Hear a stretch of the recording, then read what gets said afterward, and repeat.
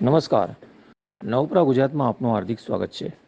ગત માસે વડોદરામાં આવેલ વિનાશક પૂરની પરિસ્થિતિ બાદ રાજ્ય સરકાર દ્વારા તેમજ કોર્પોરેશન દ્વારા પૂર પીડિતોનો સર્વે કરીને તેમને સહાય કર્યાના દાવા પોકળ સાબિત થયા છે.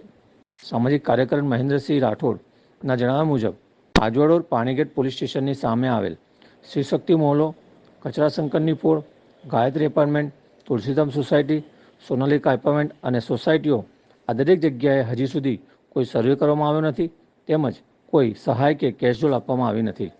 જય માતાજી, જય મા કરણી.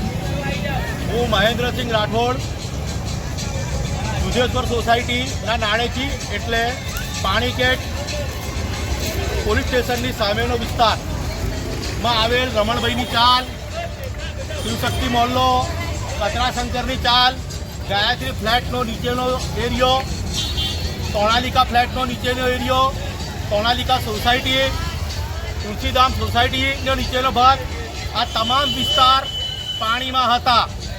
અને ત્યારબાદ 28-29 તારીખે આપણા ધારાસભ્ય બહેન શ્રી મનીષાબેનને ફોન કરેલો, પણ એમને ફોન રિસીવ ન કરતા એમના પીએનો સામેથી ફોન આવ્યો હતો અને એમને મેં રજૂઆત કરી હતી કે અમારો વિસ્તારમાં પાણી સંપૂર્ણ હતું અને અમારા વિસ્તાર રમણભાઈની ચાલ, શિવશક્તિ મોહલ્લો, કચરાશંકરની ચાલ, આજે તમને વિસ્તાર કીધા એમાં તમામ શ્રમજીવી લોકો અને ગરીબ લોકો રહે છે.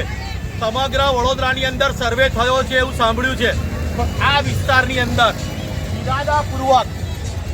ઇરાદાપૂર્વક આ વિસ્તારની અંદર કોઈ પણ જાતનું કેશ ડોલનો સર્વે થયો નથી કે કેશ ડોલ આપવામાં આવ્યું નથી.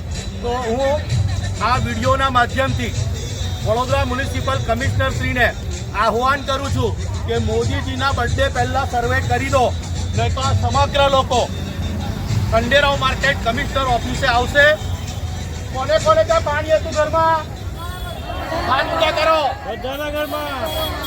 તમારે ત્યાં કેશ ડોલ માટે પૈસા લઈને કોઈ આવ્યો? કોઈ પૂછવા આવ્યો?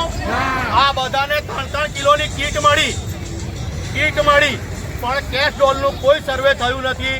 માટે તાત્કાલિક ધોરણે સર્વે કરવામાં આવે અને આ ગરીબોને કેશ ડોલ આપવામાં આવે.